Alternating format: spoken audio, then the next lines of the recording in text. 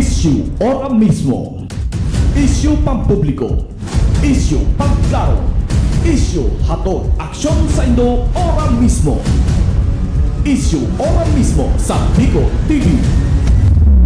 This program is brought to you by Computer Communication Development Institute, Aroma and Dye, Peter and Paul Philippine Corporation, Starboard Inn, Blue Bar and Resto, GSA, Gubat St. Anthony and Cooperative, Keeper of Your Trust, Honorable Renalyn May Duca, City Councilor West District, Sorsogon City, Derm Pure Aesthetic and Wellness Center, City Councilor Danny Diladja, Bacon District, Mixed Resto Bar, Angel Resort, Honorable Ellen Ativo, Villa Soto Resort, Vice Mayor Luis Leosala Jr., Pilar Sorsogon, Christina's Hotel and Resort, Rohel Polleros Botox, Mais Hotel and Resort, Honorable Lester Lubiano, City Councilor East District, Sorsogon City, Mais Cafe, Director Victorino Bitong Daria, Attorney Crunimar Escudero III, Folleros Botox Builders and Design, Ian Rinovalles, sa pagtulong mabilis. Vice Mayor Dennis Escudero, Kasiguran, Sorsogon. Sorsogon 2 Electric Cooperative, Honorable Sammy Rialuyo ng Barangay Kabidaan, Sorsogon City. SM City Sorsogon.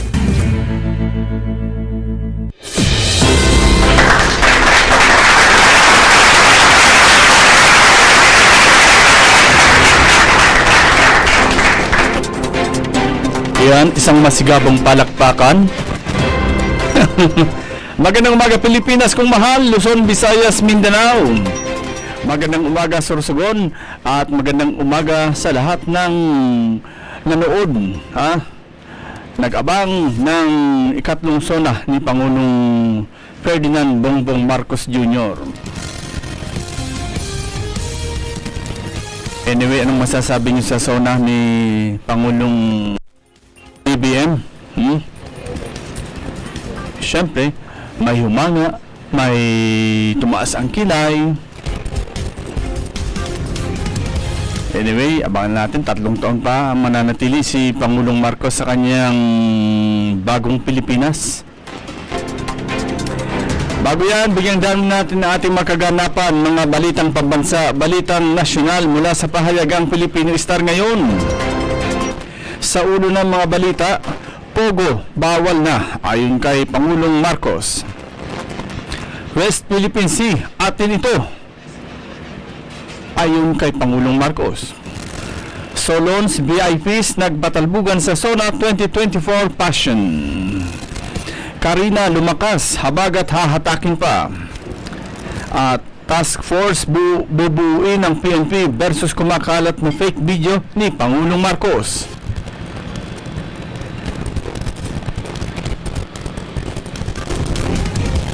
At sa detalye, Pogo bawal na ayon kay Pangulong Marcos.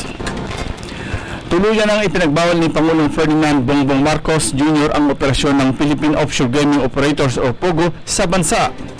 Sa mahigit na 1 oras na State of the Nation Address o SONA ng Pangulo ay inanunsyo niya ang pagban sa POGO dahilan para umani ito ng sigawan at standing ovation sa mga bisita sa plenaryo ng Kamara. At ngayon po, maririnig namin ang malakas at sigaw ng taong bayan laban sa mga pogo. Pahayag pa ni Pangulo. Ayon pa kay Pangulong Marcos, nagpapanggap na legitimate entities ang operasyon ng pogo, subalit nagdudulot itong ng mas higit pa rito na mula sa gaming ay nagiging financial scamming, money laundering, prostitution, human trafficking, kidnapping, brutal torture at maging murder. Kailangan anya na matigil ang pang-aabuso at hindi pagrespeto sa ating batas at kailangan na rin matigil ang panggugulo ng pogo sa ating lipunan at paglapastangan sa ating bansa. Effective today, all pogos are banned. Git pa ng Pangulo. Inatasan rin ng Pangulo ang Philippine Offshore and Gaming Corporation o PAGCOR na itigil at ihinto ang operasyon ng pogos bagong matapos ngayong taon. Habang inaatasan din ng Pangulong Marcos ang Department of Labor and Employment o DOLE sa pagkikipagkoordinasyon sa economic managers na hanapan ng bagong trabaho ang mga Pilipino na mawawala ng trabaho. Sa pamamagitan aniya ay mariresolba ang mga problema na kanilang kinakaharap, bagamat hindi naman lahat ay mariresolba nito.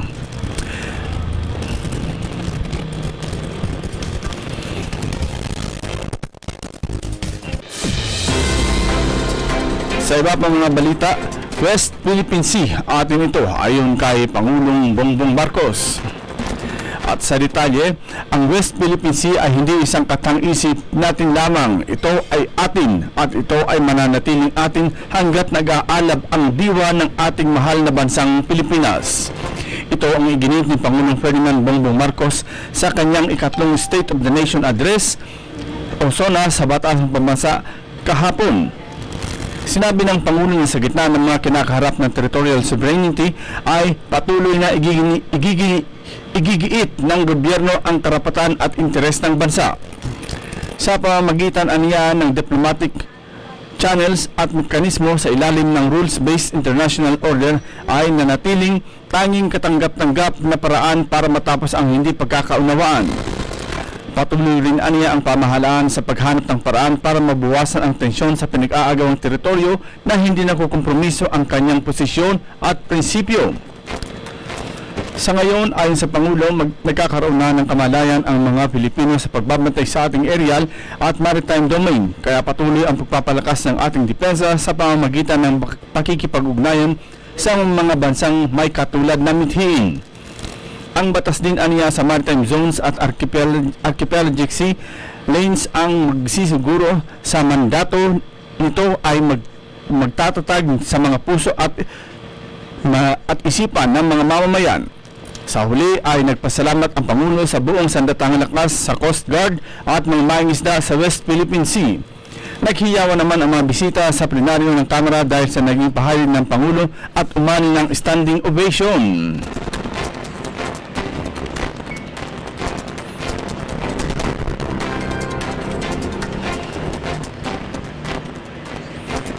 Sa iba pang mga balita, Solon's VIP nagpatalbugan sa SONA 2024 Fashion.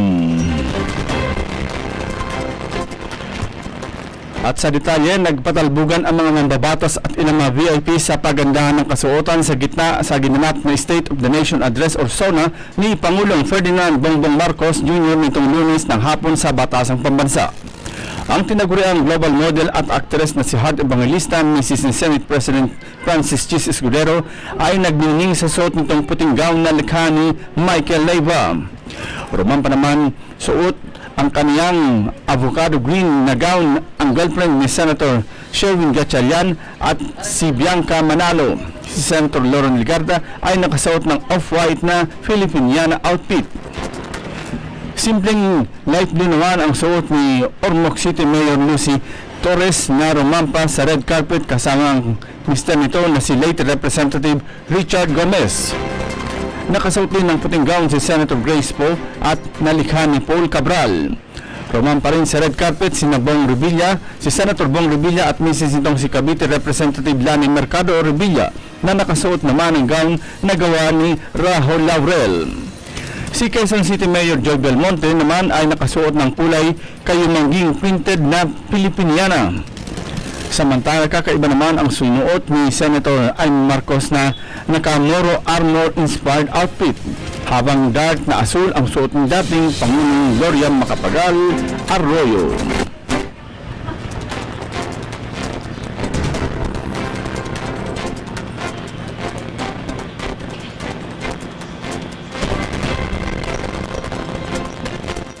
Sa iba pang mga balita, Karina lumakas, habagat hahatakin pa. Sa detalye, patuloy ang paglakas ng bagyong Karina habang kumikilos sa mahilagang kanluran ng Philippine Sea. Alas 11 ng umaga kahapon, ang sentro ni Karina ay namataan sa 340 km hilagang silangan ng Kasiguran, Aurora. Taglay ni Karina ang lakas ng hangin na umaabot sa 110 km per hour at pagbugso na hanggang 135 km bawat oras. Kumikilos ito sa may hilagang kanluran sa bilis na 15 km per hour. Hahatakin ng bagyo ang habagat na magdudulot ng malakas na pag-ulan sa western portion ng Luzon.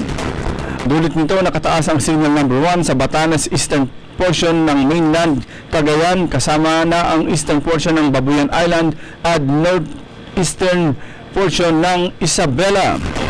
Malayo naman si Karina sa Philippine Landmass at inaasahang lalabas sa Philippine Area of Responsibility sa Huwebes, Hulyo 25.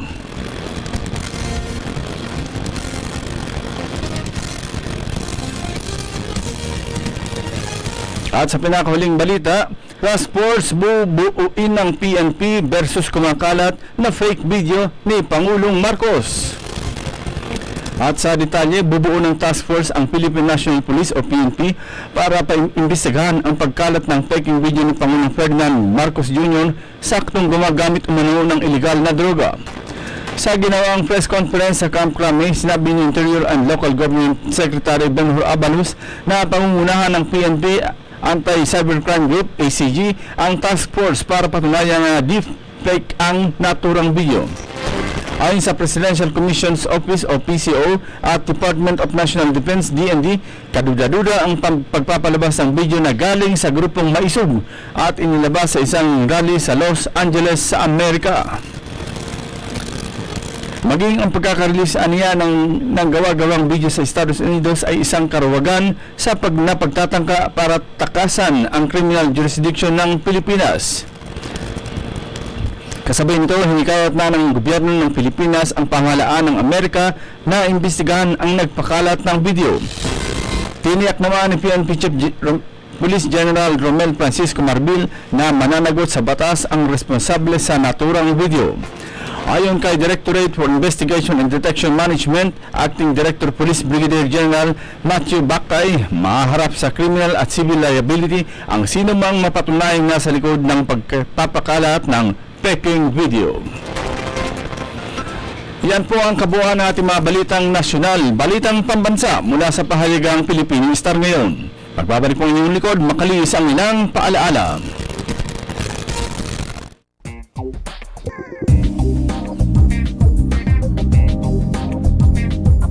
Elevate your staycation as Christina's Hotel and Resort opened its newly renovated private villa designed with an emphasis on comfort and style, making it the perfect choice for family gatherings and even small celebrations. Experience paradise right at your doorstep with their luxurious tropical villas, complete with amenities, free Wi-Fi, air-conditioned rooms, private pools, jacuzzi, and a lot more. They have function rooms for any occasion such as weddings, birthdays, and even seminars. They also have open cottages for day swimming with adult and kiddie pool. For food cravings, worry no more because they have restaurant that offers a wide variety of foods. Have fun and enjoy while singing at their KTV room. Christina's Hotel and Resort is located at Barangay Ginlahon, Sorsogon City. For reservations, contact them at 0908-810-9428 or at their Facebook page, Christina's Hotel and Resort.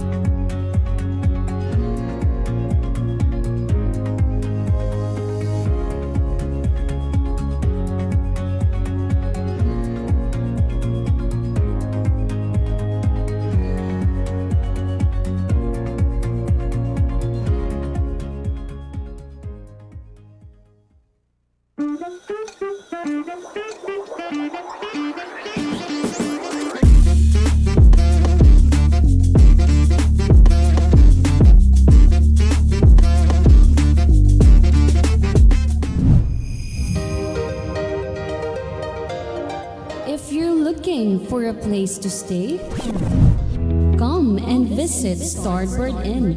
They offer a very affordable and budget-friendly rooms for your needs. They have air-conditioned and non-air-conditioned room with television and free Wi-Fi. Starboard Inn, located at the heart of Sorsogon City. So what are you waiting for?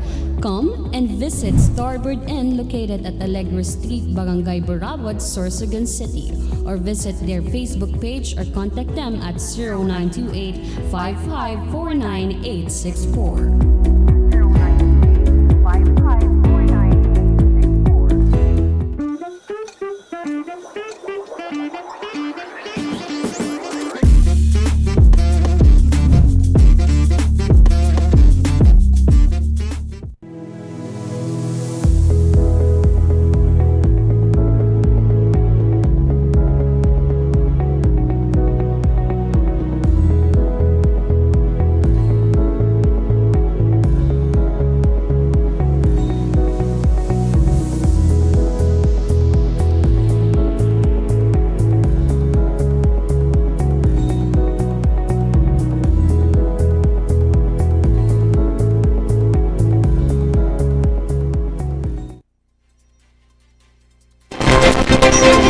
Yan, tuloy-tuloy tayo sa ating programang Isyu Ora mismo ngayong araw na ito.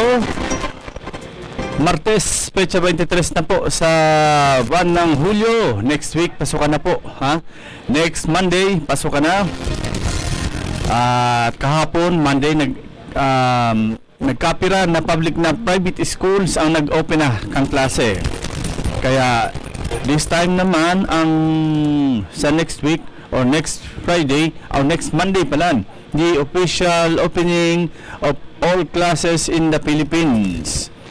July 29. Para nga next year, magiging ano naman yan, June 19 or 16.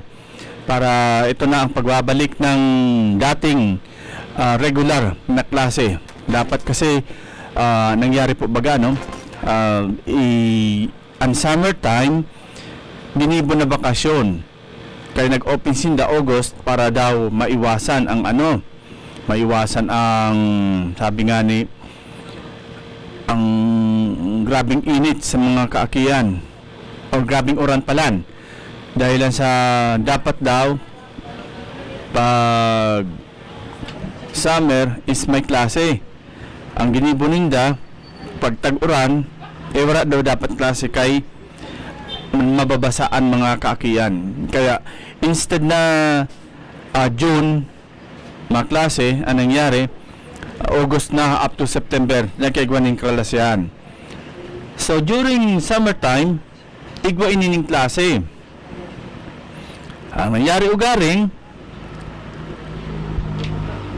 nagsaparman grabing init ang mga kaakian. May mga nagkadresmayo sa eskwelahan dahil sa sobrang init.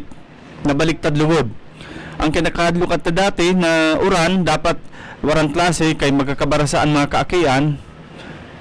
Di nila og talugod sa mainit ang klase. So anong nangyari? Naging naapektuhan lugod ng grabe ang mga nag-eskwela. Dahil lang sa sobrang init, di kinakaya, lalo na po pag overpopulated na ang saro na classroom. Sa grabing estudyante, grabing init, maski pa may electric fan, ang susungawan ka electric fan, mainit maghihapon. Kaya this time, base sa pag-aaral kan sa tuyang mga opisyales, na ibalik na sa dati. Haliw na sa September, August, ibalik ini sa July.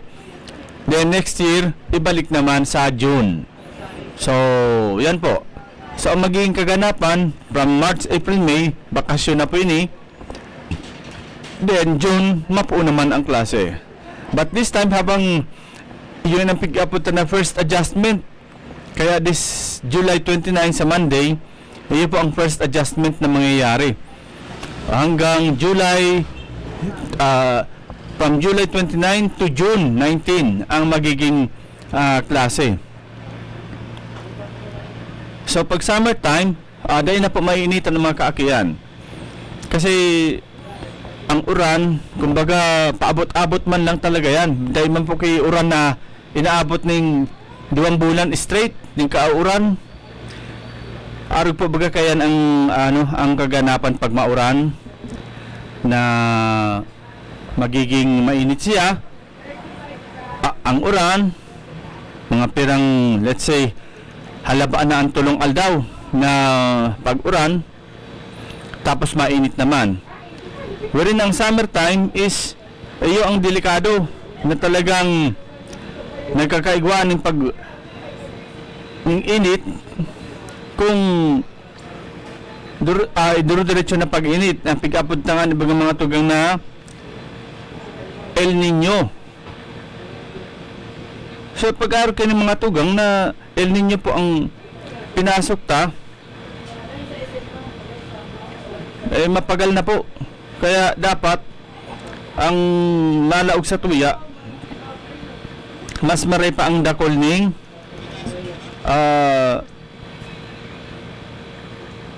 kung mainit, nasa harong ka lang. At least kumbaga day ka mangangaan sa sobrang init.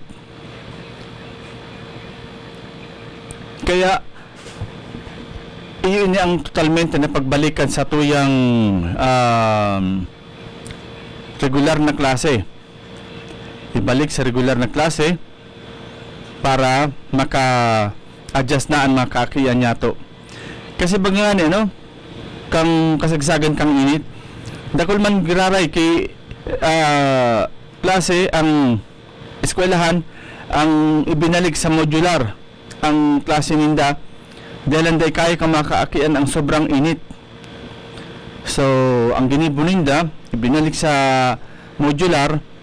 Kung may panahon na maray ang bako masyado mainiton, nagbabalik sinda sa eskwelahan. Pero sa mga nakaagi, talagang sobrang init. Kaya maray po inyo naging desisyon kan sa tuyong mga opisyalis kang gobyerno na ibalik na lang po sa dati ang schedule kang classes. Saro naman po sa pikadalan kan sa tuyang mga leader, ano ba talaga ini na na K-12 epektibo or negatibo? Duman na po bagayan epektibo or negatibo? Kasi po pag-aaral ba kayan ang nangyayari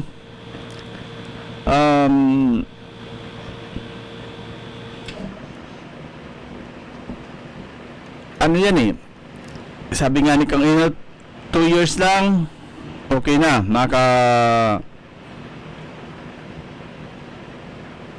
makatrabaho ka na,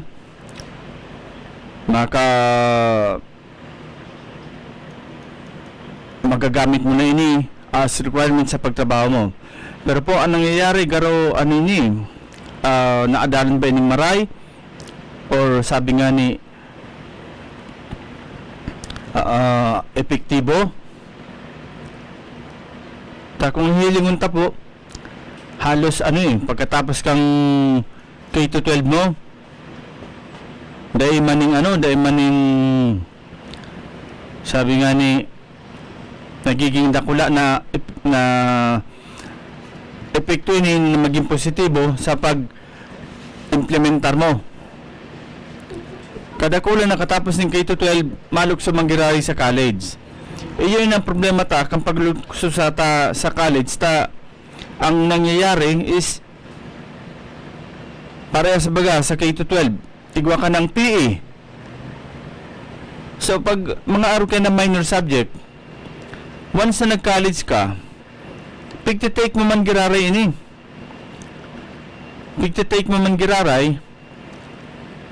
kaya ang nangyayari nadodoble ka kang gastos mo.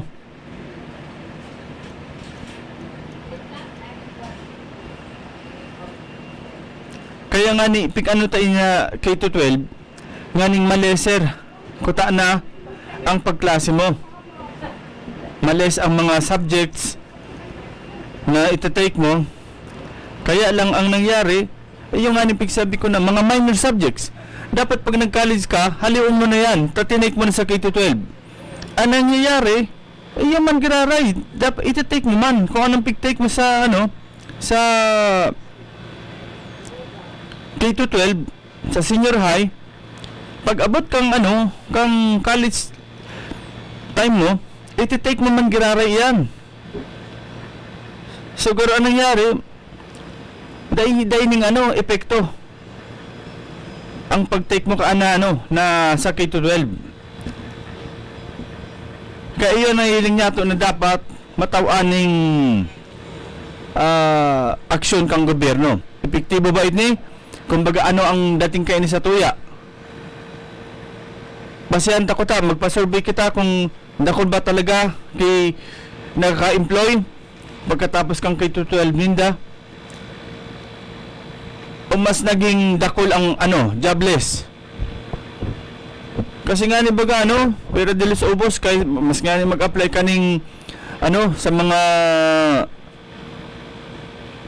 bagger or sabit na nga ni mga dicer. Piganapan pang college degree. Sa iyo po ang dapat adalantahan sa gobyerno. Takang in-implement iyang K-12. Grabe ang puro nilatag positive na pagkatapos mo kang K-12 pwedeng dahil ka na mag-college kung talagang kayo po naman ang magtrabaho para sa pamilya mo. Pero ang nangyari baga pag K-12 ka, garo ka man lang set aside. Tapos nakulon kita ng K-12 na course na halos day man po fit sa pagtrabaho. Garo para sa kang pagsasabi nila K-12 nga, preparation for college. Biriin mo yan. 2 years ka nang nagsunog ng kilay sa senior high. Plus 4 years ka pa sa college. Kung ako, once na nag-K-12 na, ang 4 years, magiging 2 years na lang. Pero yung man karare, tapos kang senior high, 2 years. Pag college mo, another 4 years. Si ina niya nga, nagsunog ka ng 6 na taon sa college. Na kung may thesis ka pang dahil natapos, plus 1 year. So, nag 7 years ka lugod, bago ka nagka-diploma ng college. Ang hunat na kayo kang K-12, ang course na 4 years sa college, magiging 2 years na lang pag nagdiretso ka. Ang nangyari lugod, garo negosyo. Sa K-12 mo, igwa ka ngayang minor subject na English, Filipino. Pag college mo, man gano'n, igwa man. So, ang mga akilugod nang sabi, paulit-ulit? Arog na lang po kaya nangyari. Kaya, dapat sarap pa ini sa pag-adalan kang gobyerno na ibalik na lang kuta sa dati pagkatapos mo ng high school, pag-graduate ng 4th year high school, diretso na sa college. Baku ining dinagdagan pa ng 2 taon. Maski po sabihin ta na pre-tuition iyan, daing bayad ta sagot yan kang gobyerno, ang hapot, ang panahon, maibalik mo pa sa 2 taon. Ang hapot, kaupod ba sa pre? Ang balon kang aki uro aldaw, ang pamasahe, ang pagkaon. Iyo baga ang kahaputan ta kung talagang yan karapat dapat na ipadagos na K-12. Dakulong ka universities, dakulong ka mga colleges. Mura man po din sigurong college na pagkatapos mo ng senior high, credited na ang subject mo na English, Math, Filipino. Credited na pag nag-college ka. Dahil man, pati PE, sarap pa yan. Ang PE, iti-take mo sa K-12. Pag abot mo ng college, iti-take mo man. So, garo ang nabalitaan ko lang ang engineering. Ang 5 years na engineering, naging 4 years. Kuta na, ini man ang mga colleges like, makuha kang BS IT, o BS Education. kung anong maski anong na 4-year course, pag kinuha mo ini, ang hapot, ano ang naiambag kang K-12 sa pagkuha mo ng 4-year course sa college? Ayan po ang kahaputan ta. Ano ang naging benepisyo kang mga nag-college na nag-graduate sa K-12?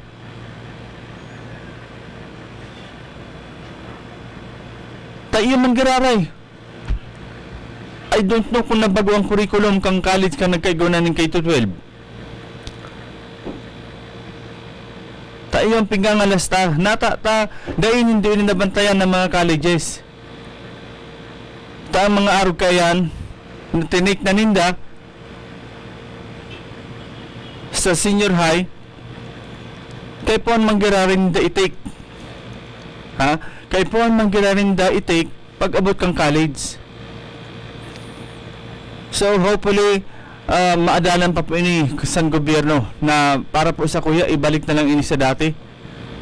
Makahirak ang mga magurang.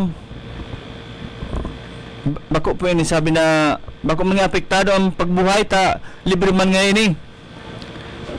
Aram mo nindo ang nagliyaman lang digdi ang eskwelahan.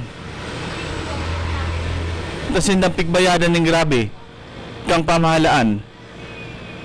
Kaya kung duman sa public school, dahil kaning dahil maning senior high na gusto mong kuwaon, siyempre mahanap ka ng private school. Total libre man yan. O, kaya lang pag restoryahan ta na, pag abot sa pamasahe kang aki, allowance, pagkaon, uniform, bako yan libre. Libre ng kaan ang tuition. Pero ang miscellaneous babayadan pa yan. Ayun po sana ini ang sarupan ng pag-adalan kan sa tuyang gobyerno. Bako lang ito na paglipat kang kalasihan na ibalik sa dati. Okay na po ito. Maski ako po suno ka ito na ibalik sa dati. Bako na itong during summertime, nasa classroom ang mga kaakian, ha? Nagkakadiri si Mayo sa sobrang init. At least kung summertime, ang mga aki nasa harong, problema na kamagurang iyan kung pagparapaluwason.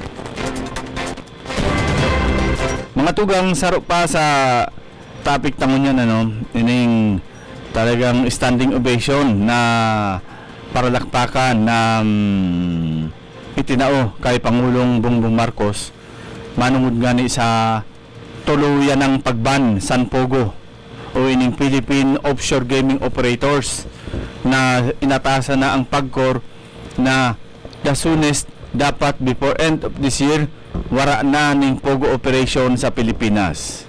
This is a very good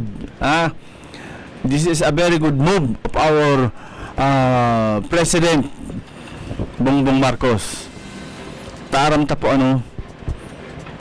talagang bako ning hearsay, bakong marites dakulon ki video na nagruluwasan kung paano pigtutorture ang mga empleyado sa Pogo. Sarot na balandigdi pag nasala ka, kung sabi nga ni habo mong magsunod sa gusto ninding ipagibo, torture ang abot mo. Human trafficking, ha? Grabe ang naging rason. Nakulon ka naging rason sa papundo ni Pangulong Marcos kan Pogo, ha? Financial scamming. Nagkakaira scam kita dahilan kayo ni Pogo. Money laundering, magabat kayo ni prostitution. Diyos ko, prostitution, human trafficking, kidnapping. Sa kidnapping mga tugang, sa kidnapping, kalimunta ang kidnapping kayo ni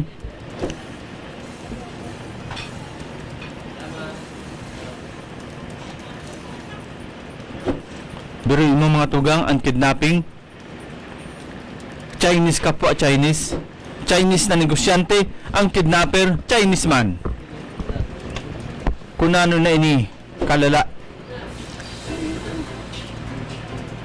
Ang brutal torture. Hanggang sa patian murder. Garo ay na yung pigsabi na money is the root of evil. Dahilan sa kwarta, iyon ang nagiging kausa kan pagiging jablo. Kaya salute kay Pangulong Bongbong Marcos sa pagbawal na kaining pogo digdi. Nagangalas nga ni kita ano. Paano yung nakalaog digdi na pogo? Samantalang sa China nga ni, China na ang hinalian kaya ni bawal duman, bawal na sa China, pero digdi lugod, pigtugutan kang dating Pangulo. Babasulon sa pagkor. Ano man ang anak kang pagkor kung habok kang presidente? Once nabok kang presidente, dahil makimagibang pagkor. Pero pag umuo ang presidente, dahil magiraray magibang pagkor, kundi umuo naman. So digdi na nagruluwasan. Pati bagay itong nasuspindi na mayor sa Bamban. Pugo man ang kausa. Nakahiling kaning mayor, pero bilyon ang kwarta. Jesus.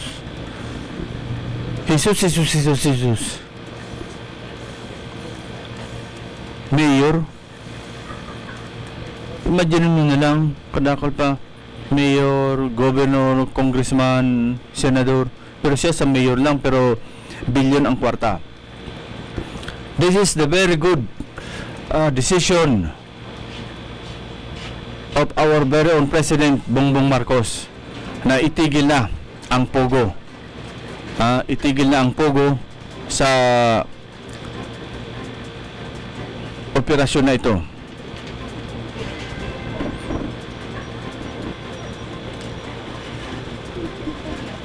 Habang di kita basta nasa irarom kita kaining pogo din kamugtakan. Anyway, nagsugo naman ang Pangulo na pundoho na ang hanapan ng matatrabahoan ang mga Pilipino na mawawaraan ng trabaho. As in, dapat dinugtumutabi, Mr. President, ibalik sa China ang mga Chinese na irada sa pogo. Takunda yan ibaralik, iyo man girari ang mangyayari sa Pilipinas. Mahanap iyan ning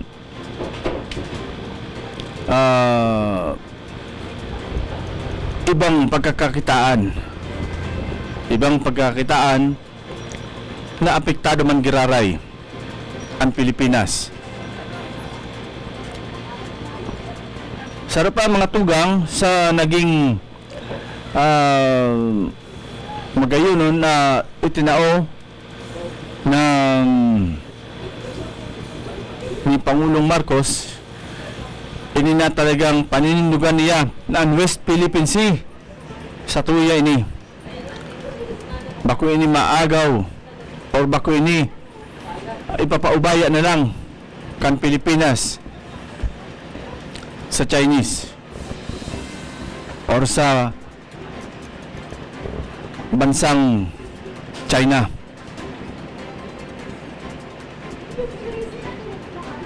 Asin, yan manggirari ang pangampudan niya na iagi sa maray na paagi na dahil mabahisan ng anuman na karahasan dahilan sa ever since sa tuya man talaga ini.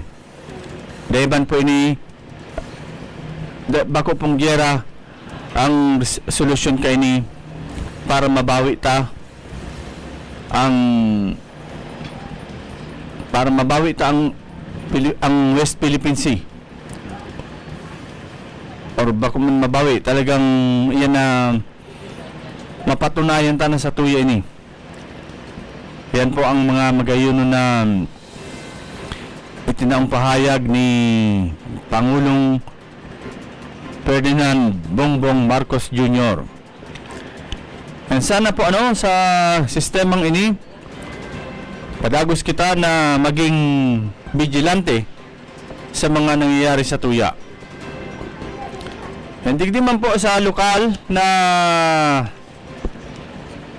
balita sa tuya kan Domingo. Kan Domingo ginibo ang groundbreaking and time capsule laying kan saro sa pinakadakula na housing project sa Sorsogon na iyuan Residencia de Castilla dyan sa Barangay San Isidro sa munisipyo kan Castilla. Siyempre pinanghinutan ini kan sa kuyang best friend na mayor, si Mayor Isagani Bong Mendoza. And ang nagbabarita kay ni ang bias na media, si Sao. Kaibahan duman sa groundbreaking ang Department of Human Settlement and Urban Development Regional Director Attorney Richard Manila. Wow. Apelyido kay ni Manila. And kaibahan man duman si Vice Mayor Vice Mayor Enteng Manata. Si Vice Mayor Vicente Manata, yaan man duman asin ang Sangguniang Bayan kan Castilla. Yaan man duman ang presensya ni Vice Governor Junjun Escudero bilang representante ni First District Congressman Det Escudero, mga department heads kan munisipyo, yan man duman ang Philippine National Police, Philippine Army, mga barangay officials, asin mga pribadong sektor.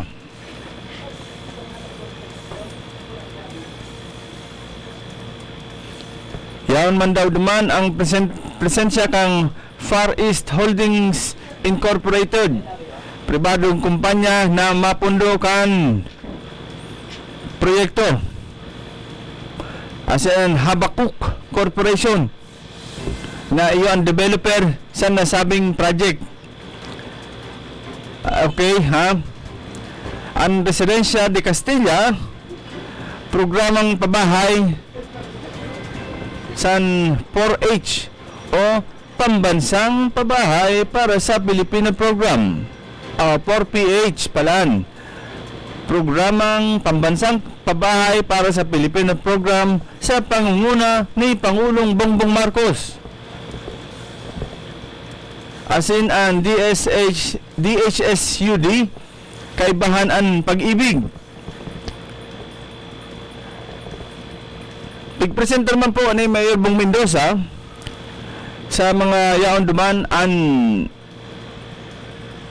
kabilugan kan proyekto na dakulaon ini 31 gusali or building asin igway ning 264 units kada gusali hanggang 12 floor. Wow, lintig yun 12 floor kada unit igwaning 264 units kada kada gusali palan, kada building igwaning 264 na units na igwaning total na 8,184 ang 31 building. Dakulaon ni. Ang land area naman igwaning 128,559 square meter. So pero hektarya ini. Dakulaon. Asin ang kada unit igwaning 2 kwarto, sala, CR, kusina. Ay, sulat ka. Sulat ka. Pasalubong. Ado kung makadali naman si Clark. Kadakula kayo ni. Dalawang kwarto, sala, palikuran, kusina na ipapahiling na model house. Sawon mo na po ba? Sa kabilugan, igwaman ining may parkingan. Uy, may swimming pool pa. Dapat. Basketball court, may chapel, may terminal, may playground. May bar. Aba, talagang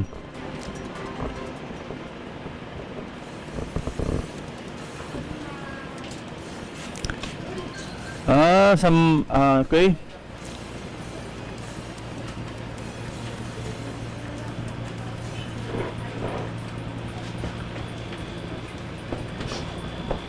Mapuon ang konstruksyon sa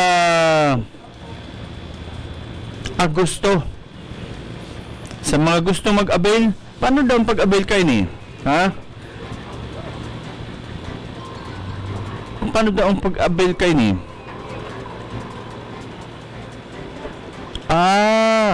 Kaipuhan igwa kang miyembro ka kang pag-ibig sa halaog kan 2 taon o pataas. Pag miyembro ka kang pag-ibig na kumbaga naguhulog ka na sa pag-ibig na more than 2 years, pwede ka na mag-avail. Baga na ano ini, rent to own. Rent to own pa ang sistema, bagan yun na inaan ng local condominium. Pero dakulao na may 2 kwarto, may sala, may kusina, of course may CR. Pero daw ang budget kayo ni, dahil madigdi na ka kung pira ang budget, biruin mo 31 buildings. Grabe ni, Residencia de Castilla. Bagan matatalbugan kayo ng Residencia de Amor. Dahil sa Residencia de Castilla. So dako lang po ini na orgulyo kan mga taga Castilla. Kaya samantala na po ninyo ini, dahil ka magparakoronta kay Mayor Bong para maka-avail ka mo. Ha? Never ka mo magkontra or sa pag-ibig man ini. Kaya bato mo niya amiguhon ko si Mayor Bong para maka-avail ako duman. Or baad, dahil po maraman ko ano po ini Mayor, purely taga Castilla lang ang pwede digdi o pwede po taga luwas. Ta dakulaon man ni bad open man ni sa gusto mag-avail. Sa gusto mag-avail open man siguro ini ta a total of 8,000 ha? 8,184 na units pag nabuhay ni tiro. 31 buildings ang gigibuhon. As in 12 floor kada building. Garo na ini ini-imagine ko maabot ang oras ang apod na kaini Castilla City. Nunggu dyan na po na August ang poon kaini base kay Mayor Bong mapuon ini ngunyan na August. Dahil tanong po aram kung hanggang nuarin ini. Ayan sabi ko baga mga tugang na igbabansagan kitang bias dahil puro lang daw negatibo ang nababalita sa Castilla. Siyempre di man nakabot sa to yung balita. O ngunyan, may nakabot sa to yung balita. Hali dyan sa mga kaibahan ng tananag dyan. O natataday ko yung balita. Good news bagay yan. Good news iyan na pigbabalita kang bias na media na nangyari dyan kang Domingo. Dahil lang kita nakadyan, taday man pong imbitasyon sa tuya. Sayang. Na-interview ako si Mayor Bong. Okay? So mga tugang, dahil po kita magparahalo, inabot na kita kan oras, kan